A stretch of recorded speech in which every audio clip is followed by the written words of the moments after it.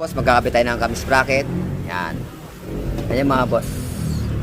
Kung makita nyo yung kamis sprocket yan, ang linis na. Pero yung sa timing chain, na mga boss. Yan mga boss yung pag nagkapit tayo. Yan po mga boss. Kung makikita nyo sa magneto natin mga boss, ito. Yung letter T niya mga boss. Yung timing niya. Tapos dito sa ibabaw, nakatapat din dito mga boss. Ganun lang po mga boss yung tamang pag nagkabit tayo diyan sa yan yung magneto, nakatapat dito mga boss. Ganun din sa sa ibabaw yung mga boss. Saka natin ilalagay yung tensioner. Ito mga boss yung tornilyo mga boss.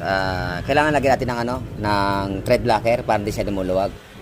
Yan, ganun lang mga boss yung lagay thread locker. Ganun din yung sa kabila. Ito rin po sa kabila, meron din yung para hindi siya luluwag mga boss.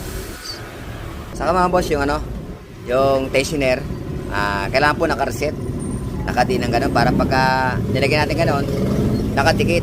Para itong pagkaganyan kasi mga boss, ilagay natin, nakatukod na kagad sa timing chain, sa chain guide, may awang na ganun, pepersen natin na itornilyo. Kaya po mga boss na lost thread, kailangan po naka-reset mga boss, saka natin itornilyo.